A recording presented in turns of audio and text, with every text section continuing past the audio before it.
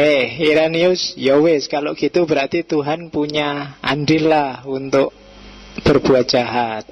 Tapi jangan kesusu dulu bilang bahwa Tuhan itu jahat. Jadi gini loh katanya Iranius,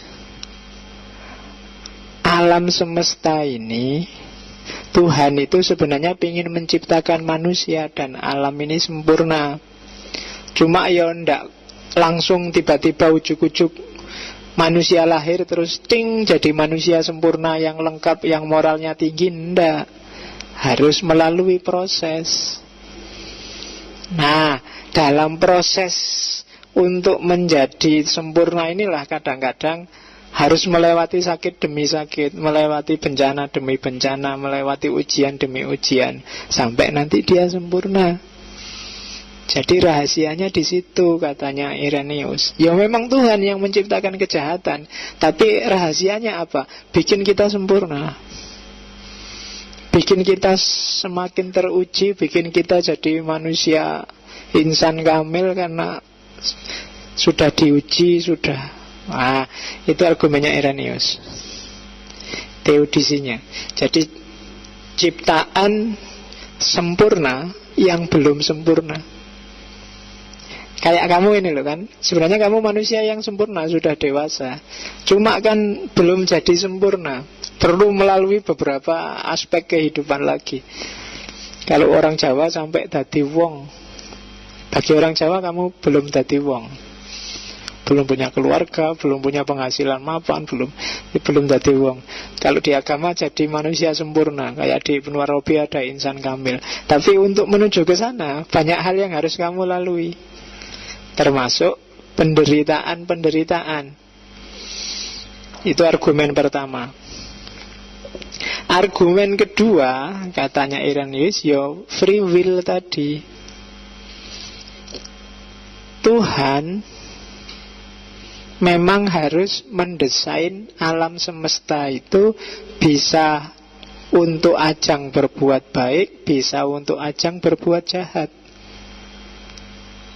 Kenapa? Karena manusia juga dikasih kebebasan untuk milih berbuat baik dan berbuat jahat. Alam semesta didesain untuk memungkinkan orang bisa maling, karena manusia juga dikasih potensi bisa maling. Entah dia pakai apa enggak, maksudnya itu. Jadi Allah itu hanya ngasih potensi-potensi baik pada manusia maupun pada alam semesta. Tujuannya pada manusia. Gunung itu dikasih potensi bisa longsor, laut dikasih potensi bisa tsunami, kemudian apa lagi, sungai dikasih potensi bisa banjir. Dan manusia dikasih potensi bisa baik, bisa jahat, tergantung mana yang dia pilih. Ketika manusia berhadapan dengan sungai, dia bisa memelihara sungai atau merusak sungai. Kalau dia merusak sungai, maka potensi banjirnya sungai akan muncul. Kalau dia memelihara, ya tidak muncul. Nah, itu teori free will dari Irenaeus. Jadi kejahatan itu sifatnya potensial. Bukan kok Tuhan yang bikin kejahatan, manusialah yang mengaktualkan kejahatan itu dari cuma potensi terus jadi beneran. Kayak kamu dikasih punya potensi bisa sakit flu, karena manusia punya bakat untuk flu. Tapi yang mengaktualkan kamu flu beneran ya dirimu, gaya hidupmu, cara makanmu. Nah, itu argumen free will. Jadi kuncinya ada pada manusia. Nah, sekarang ayo dibantah lagi. Jadi jawaban apik-apik itu dibantah lagi kalau sama filosof. Terus kalau pakai jawaban itu, Irenaeus katanya beberapa filosof setelah dia, yang pertama, perilaku moral itu jadi nggak ada gunanya. Kalau manusia bisa pakai alasan proses, Pak, Proses, Pak. Saya sekarang masih nyontek, tapi besok kalau sudah sempurna ilmuku, aku tidak butuh nyontek deh, Pak. Oh iya, memang Allah menciptakan kita tidak sempurna. Nah, kamu bisa kan alasan kayak gitu. Kayak kamu salah terus dalilnya, Pak, manusia itu kan tempatnya salah dan dosa, Pak. Jadi tidak apa-apa. Pada akhirnya kita bisa bertobat. Perilaku moral jadi nggak ada gunanya. Orang bisa alasan ongoing proses. Melakukan kesalahan apapun, ya berproses. Maklum masih muda, ya berproses, dimaklumi aja lah. Orang tua itu, lu kapan terus dihukumi? Yang tua minta dimaklumi, yang muda minta dimaklumi, apalagi yang anak-anak. Ya kan? Perilaku moral jadi nggak ada gunanya. Orang minta dimaklumi terus dengan alasan proses. Terus kalau memang begitu proses menuju sempurna, berarti orang tidak bisa dihukum. Wong itu proses. Allah juga nggak bisa disalahkan kalau orang berbuat jahat. Wong itu skenarionya Allah semua. Kalau memang duduk persoalannya kayak gitu, apa gunanya surga, neraka, pahala, siksa dalam agama? Ini kan orang yang percaya sama Allah kan tadi yang bantah, yang percaya sama Tuhan.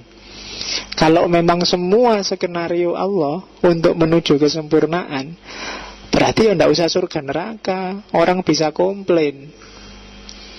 Itu kan yang dibantah oleh Imam Asy'ari pada gurunya yang Mu'tazilah, Abu Ali Al-Jubai. Waktu dia pindah, Imam Asy'ari yang tokohnya Asy'ariyah kan awalnya seorang Mu'tazilah 40 tahun, tapi terus tobat mendirikan Asy'ariyah ketika Mu'tazilah mulai kalah, mulai susut. Itu kan yang diperdebatkan ketika dia tanya tentang anak kecil pada gurunya. Kalau di Mu'tazilah ya yang salah ya salah, yang benar ya benar. Kalau antara salah dan benar ya besok antara surga dan neraka. Itu Mu'tazilah. Manzilah bainal manzilatain. Orang fasik, mukmin yang fasik itu manzilah bainal manzilatain. Tidak masuk surga, tidak masuk neraka, pokoknya di antara dua. Ya mungkin nongkrong ngobrol bareng-bareng di depan surga sambil ngelirik-ngelirik neraka dikit itu. Itu kan manzilah bainal manzilatain. Tidak ada di sana juga tidak ada di sini. Ya besok kita ngumpul, kita kan termasuk mukmin yang dosanya banyak. Ya bisa kita ngumpul bareng-bareng di depan surga, ngerokok-ngerokok, ngopi-ngopi sambil wah. Iya, kita ngaji di sana. Nanti oke. Kalau ya tanyanya Imam Asy'ari itu tentang anak kecil. Guru kalau anak kecil meninggal, dia ada di surga apa ada di neraka? Yo anak kecil kan nggak punya dosa, yo masuk surga. Tapi karena belum pernah melakukan amal baik, ya dia masuk surga di level paling bawah. Jadi surga basement lah, paling bawah sendiri. Ya kan surga itu kan kayak hotel, ada tingkat-tingkatnya. Yang paling tinggi bareng Nabi Muhammad. Yang kelas basement itu ya yang nggak pernah melakukan amal baik. Terus katanya Imam Asy'ari, lah kalau bayinya protes, lu dulu ya Allah kenapa kok saya dimatikan waktu bayi? Saya kan gak sempat melakukan amal baik, sekarang saya ditaruh di bawah. Itu kan skenariomu sendiri, saya sekarang tersiksa. Tanyanya Imam Asy'ari, itu kalau bayi. Lah kalau misalnya ada penjahat terus komplain juga gimana guru? Misalnya penjahatnya, ngerti saya jadi penjahat, saya dimatikan aja waktu bayi. Mending lah masuk neraka, masuk surga meskipun basement, daripada sekarang masuk neraka. Nah, terus gurunya nggak bisa jawab, terus dia pulang mikir, lama-lama keluar, terus lahirlah Asy'ariyah. Itu problem ini sebenarnya, apa gunanya surga, apa gunanya neraka. Terus pikirannya Irenaeus ini pada akhirnya juga menunjukkan ya tetap aja kejahatan itu berarti karepnya Tuhan juga. Tuhan tahu, Tuhan ngerti, tidak menyelesaikan masalah. Problem lama masih tetap ada. Itu problem teodisinya Irenaeus. Ada pikiran baru, John Hick dan kawan-kawan termasuk Whitehead, ada namanya teologi proses. Teologi proses itu nanti yang cara berpikirnya kayak orang deisme. Jadi alam semesta ini ketika Allah menciptakan, ada hukum alamnya sudah, ada sunnatullahnya. Ketika sudah ada sunnatullah, Allah sendiri terikat oleh hukum ini, wong ciptaannya sendiri. Kenapa? Karena Allah tidak mungkin curang, tidak mungkin mengkhianati hukumnya sendiri. Maksud Allah berkhianat. Jadi ada hukum alam, misalnya manusia itu kalau neguk lengannya ke belakang, ke depan, beda sama ayam, beda sama, itu kan sunatullah. Kemudian kalau nggak makan 3 hari terus mati, itu sunatullah. Dan Allah nggak akan mengkhianati itu. Kalau ada orang nggak makan sampai seminggu terus Allah, wah jangan sampai ini, saya sayang sama orang ini, meskipun nggak makan 40 hari dia harus tetap hidup, itu ndak akan oleh Allah. Tetap kalau sudah 3 hari waktunya mati, ya mati, itu sunatullah. Dihukum mati misalnya, dipancung apa ditembak kayak narkoba kemarin, ditembak misalnya, itu misalnya Allah secara sunatullah ditembak kayak gitu mati. Dan katanya John Hick dan kawan-kawan di teologi proses, tidak mungkin Allah tiba-tiba intervensi, sudah ditembak bolak-balik itu masih hidup. Kamu bilang kalau ada mukjizat, Pak, tidak mungkin. Kalau ada mukjizat kayak gitu, berarti Allah mengkhianati sunatullahnya sendiri. Berarti Tuhan tidak konsisten dong sama hukumnya sendiri, katanya orang-orang itu. Nah, yang membatasi Allah itu ini, kejahatan itu muncul karena sunatullahnya dikacaukan sendiri oleh manusia. Allah itu sebenarnya pingin yang baik. Petunjuk yang dia berikan, modal kita untuk hidup itu dikasih akal sehat, dikasih hati nurani, itu selalu baik. Cuma pilihan kita itu yang mengacaukan segalanya. Dan Allah tidak akan mengkhianat. Kalau Allah kayak tadi loh, apa Allah nggak tahu ya saya menderita? Kalau katanya teologi proses, loh Allah tahu, tapi dia tidak akan mengkhianati hukumnya sendiri. Apa Allah nggak bisa tiba-tiba ngasih aku jodoh meskipun aku diem aja nggak nyari-nyari? Bisa. Tapi Allah nggak akan mengkhianati sunatullahnya sendiri. Kalau kamu diem aja ya nggak dapat. Itu sunat. Apa Allah nggak bisa? Aku nggak belajar, nggak usah kuliah, nggak usah ngapa-ngapain, tiba-tiba dapat ijazah. Bisa.